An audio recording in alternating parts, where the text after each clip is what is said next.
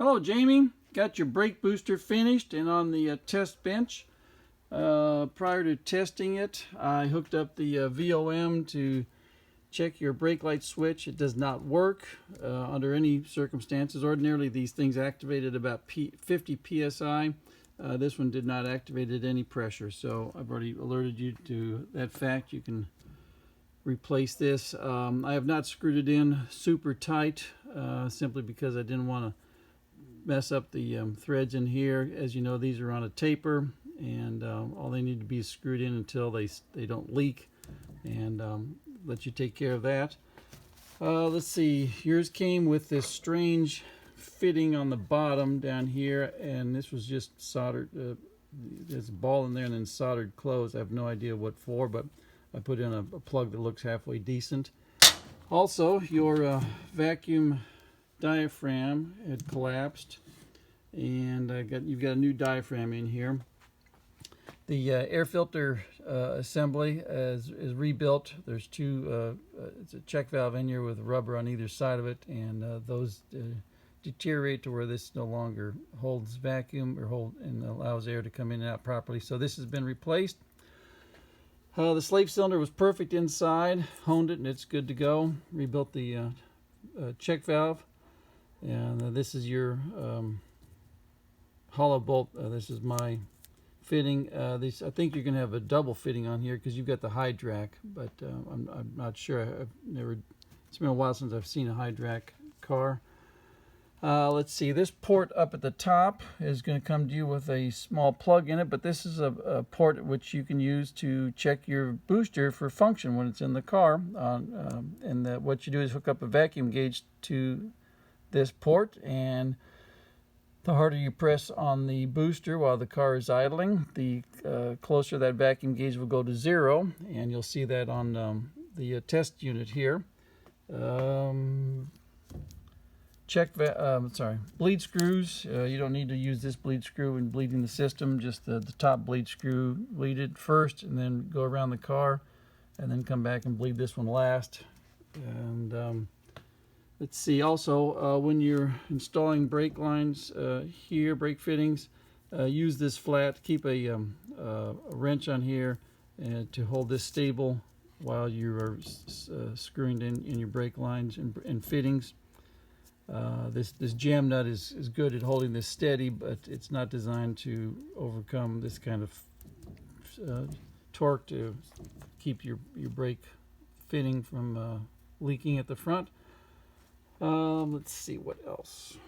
I think that's it. All right, so now we got brake fluid in, got brake fluid out, and we got vacuum here, and this is going to tell us what the booster is doing, and this is what the gauges are going to look like. So we've got this is the test unit, test bench. So what happens here when I turn on the vacuum pump?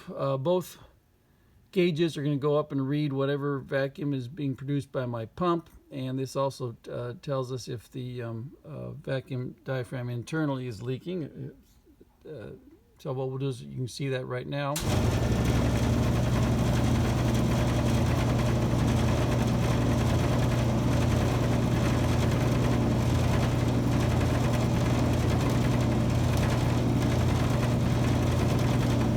And this hose right here goes up to this gauge.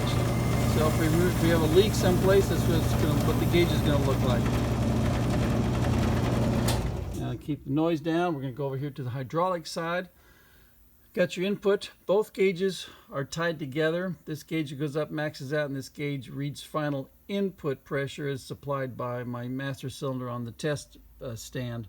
Output, these gauges again are tied together. This one goes up, reads max output pressure, and then this reads final output pressure.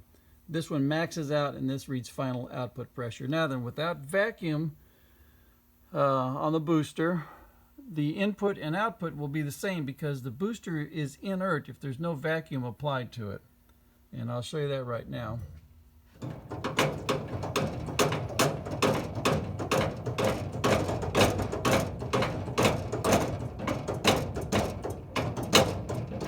You can see we got 350 350, and about 350 over there.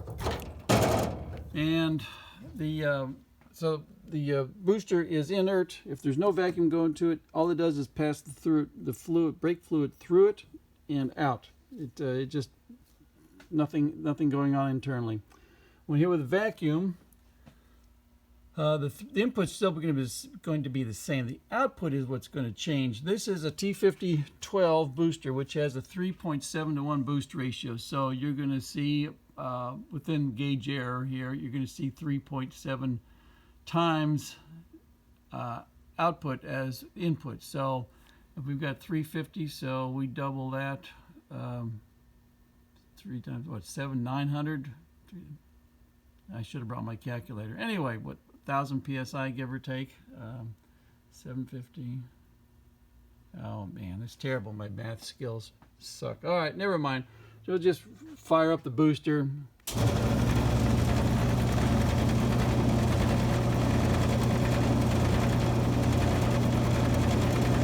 And like I said, the more the booster is activated, the closer this gets to zero until it zeroes out and the booster is fully activated.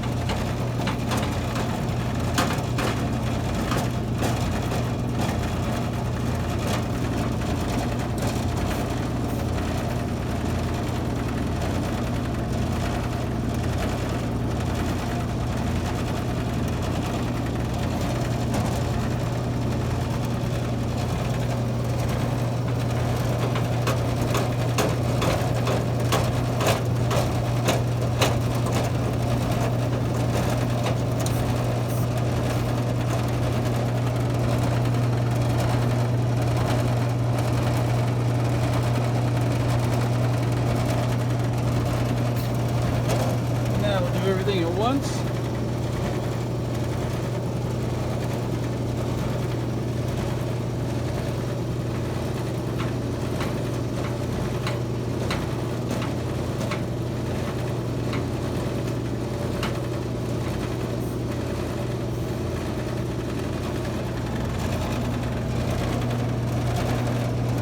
While we're under pressure, we look for leaks from our bleed screws.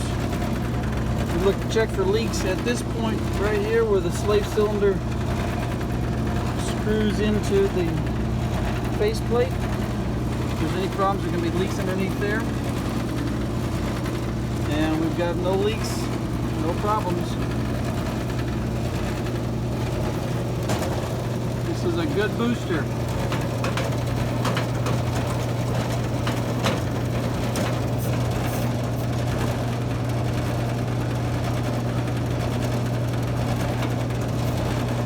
Losing pressure is just the loss inside my master cylinder.